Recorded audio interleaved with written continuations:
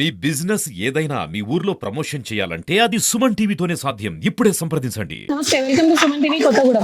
ఈ రోజు నుంచి 10th క్లాస్ ఎగ్జామ్ స్టార్ట్ అయిపోతున్న తరుణంలో భద్రాద్రి కొత్తగూడెంలో 10th క్లాస్ సెంటర్స్ లో వాతావరణం ఎలా ఉంది అనేది మనం చూద్దాం.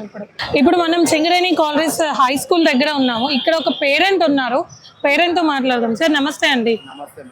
సార్ పాప బాబా ఎవరు రాస్తున్నారు? బాబు రాస్తున్నారా? 10th అంటే లైఫ్ టర్నింగ్ పాయింట్ కదా, మరి ఇన్ని రోజులు బాబు ఎలా ప్రిపేర్ అయ్యారు? చాలా బాగా ప్రిపేర్ అయ్యారు, కానీ తనలో కొంచెం టెన్షన్ ఉంది. ఆ టెన్షన్ పోవడానికి అన్ని విధాలా ముందు ట్రై చేశారు. మంచిగా ప్రిపేర్ అవ్వాలి. ఏం పేరు? Swachitha high school.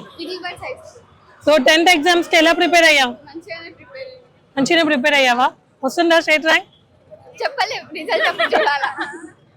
Okay, all the best. ఏం పేరు? ఏ school? Little Birds high school. ఎలా ప్రిపేర్ అయ్యారు ఎగ్జామ్స్ కి? బాగా ప్రిపేర్ అయ్యారా? ఎగ్జామ్స్ ఎవరు రాస్తున్నారు? మా మనవరాలు ఐశ్వర్య రాస్తూ ఉంది.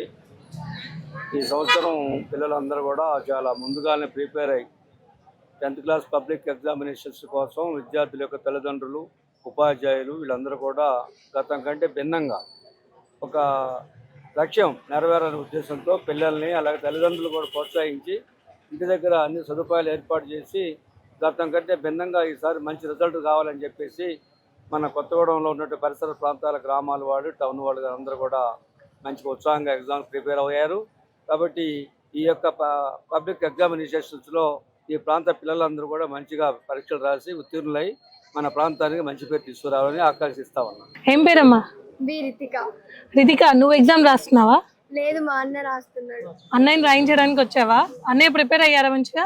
బాగానే ప్రిపేర్ అయ్యారు. బాగానే ప్రిపేర్ అయ్యారు. ఏ స్కూల్ చదువుతున్నారు అన్నయ్య? శ్రీరాగ school. శ్రీరాగ school.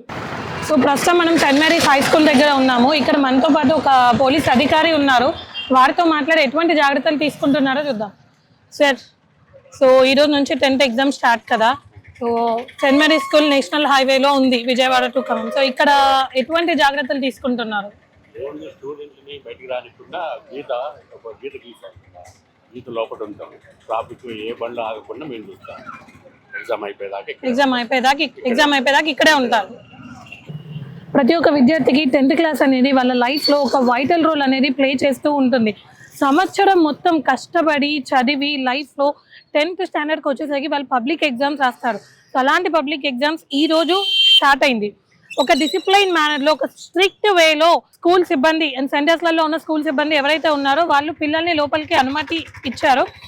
Bags and papers కానీ, ప్యాడ్స్ కానీ, ఎలాంటివి అదర్ యాక్సెసరీస్ ఏమున్నా కూడా వాళ్ళు లోపలికి అలౌ చేయలేదు. Only with the hall ticket and stationery, వాళ్ళకి కావాల్సిన స్టేషనరీ ఏదైతే ఉందో దాన్ని మాత్రమే అలౌ చేశారు. చాలా స్ట్రిక్ట్ వేలో పిల్లల్ని చెక్ చేసి మరీ పంపించారు. ఇంకా మనం ఒక సెంటర్ చుట్టూ పరిసరాలు మనం చూసుకున్నట్టయితే ఇక్కడ 144 సెక్షన్ అనేది అమలు అవుతుంది. ఎగ్జామ్ అయిపోయే అంతవరకు కూడా ఈ 144 సెక్షన్ అనేది అమల్లో ఉంటుంది. ఇకపోతే మనం పరీక్షా సెంటర్లను చూసుకున్నట్టయితే ప్రతి ఒక్క దగ్గర కూడా, ప్రతి ఒక్క పరీక్షా సెంటర్లో ఒక హెల్ప్ లైన్ నెంబర్స్ అనేటివి ప్రభుత్వం ఏర్పాటు చేశారు. అలాగే వాళ్ళకి ఎటువంటి ప్రాబ్లం వచ్చినా, ఎటువంటి హెల్త్ ఇష్యూస్ కానీ ఏ ప్రాబ్లం వచ్చినా కూడా లోపల ఒక సిబ్బందిని అనేది ఏర్పాటు చేశారు.